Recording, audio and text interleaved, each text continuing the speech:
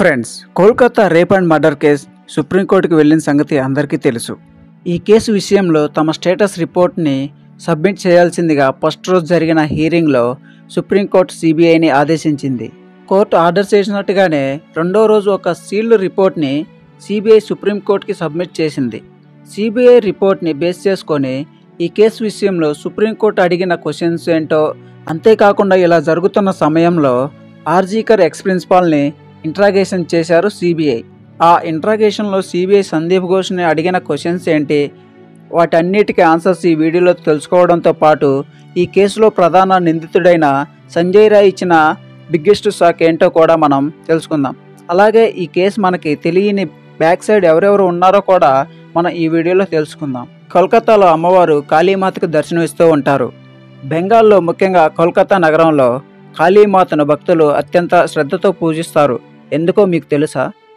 ప్రతి మహిళను కాళీమాతలాగా భావించి గౌరవించేలా సంప్రదాయం కోల్కతాలో ఉంటుంది.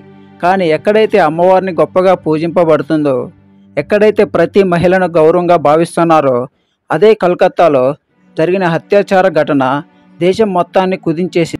ఇక అసలు విషయానికి వస్తే, సంజయ్ రాయ్ని పాలిగ్రఫీ టెస్ట్ చేశారు. దాని రిజల్ట్స్ కొన్ని వచ్చాయి. సంజయ్ రాయ్ని పోలీసులు అధికారులు ఇంట్రాగేషన్ చేశారు. సంజయ్ రాయ్ ఇలా చెప్పాడు: మేము బయటికి వెళ్ళి కొన్ని ప్లేసెస్లో తిరిగాము. అక్కడ నుండి సోనాగచ్చే అనే ఏరియాకి వెళ్ళాము. అక్కడ కొన్ని విషయాలు జరిగాయి. మళ్ళీ అక్కడ నుండి శుక్లా అనే ప్రాంతానికి వెళ్ళాము. అక్కడ కూడా కొన్ని వర్క్స్ ఉంటే చూసుకొని వచ్చాము. కానీ మధ్యలో ఒక ఉమెన్ని వేధించాము. అవన్నీ సీసీటీవీ ఫుటేజ్లో దొరికావి అని ఇవన్నీ ఇంట్రాగేషన్లో చెప్పాడు సంజయ్ రాయ్ పోలీసులతో. సంజయ్ రాయ్ సెకండ్ ఇన్వెస్టిగేషన్లో ఇలా చెప్పాడు: నేను మార్నింగ్ 4 to 4:30 సమయంలో నాకు నిద్ర పట్టలేదు. అలా బయట తిరుగుతూ ఉన్నాను అన్నాడు. అలానే నడుచుకుంటూ 3rd ఫ్లోర్లోకి వెళ్ళాను. అక్కడికి వెళ్ళేసరికి ఆల్రెడీ డాక్టర్ చనిపోయి ఉందని చెప్పాడు. ఇక్కడ ఇది మరొక షాకింగ్ న్యూస్. అది చూసిన నేను అక్కడి నుండి పారిపోయానని చెప్పాడు. మనం జస్టిస్ కోసం ఎదురు చూస్తూ ఉన్న టైంలో ఇలాంటి కొత్త ట్విస్టులు ఎవరు ఊహించి ఉండరు. అసలు ఈ కేసుని ఎందుకు ఇంతలా సాగదీస్తున్నారో అర్థం కావడం లేదు. అంత క్లియర్గా ఎవిడెన్స్ కనిపిస్తున్నాయి. అలాగే పోస్ట్ మార్టంలో తెలిసింది. అయినా ఇంతలా ఎందుకు చేస్తున్నారు? ఒక మనిషి ప్రాణాలను కాపాడే డాక్టర్కే ఇలా జరుగుతుంటే ఎవరు ఈ కేసుని ప్రయారిటీగా ఇంపార్టెంట్గా తీసుకోకపోవడం చాలా బాధాకరంగా అనే చెప్పాలి. సంజయ్ రాయ్ ఒక్కొక్క ఇన్వెస్టిగేషన్లో ఒక్కొక్కలాగా మాట్లాడుతున్నాడు. స్టార్టింగ్లో పోలీసులు అరెస్ట్ చేసినప్పుడు ఈ రేప్ మర్డర్ నేనే చేశాను, ఏం చేసుకుంటారో చేసుకోండి అని చెప్పాడు. ఇప్పుడేమో ఇలా చెప్తున్నాడు. అసలు ఏం జరుగుతుంది ఈ కేసులో? జస్టిస్ ఏం చెప్తున్నారు? ఈ కేసులో సీసీటీవీ ఫుటేజుల్లో సంజయ్ రాయ్ ఒక్కడే కాకుండా కొంతమంది ఉన్నట్లు చెప్తున్నారు.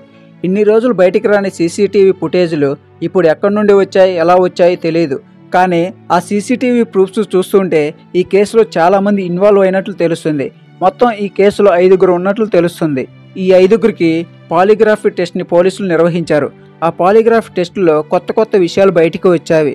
ఈ రేప్ అండ్ మర్డర్ని చాలా ప్రీ ప్లాన్డ్గా చేశారని తెలిసింది.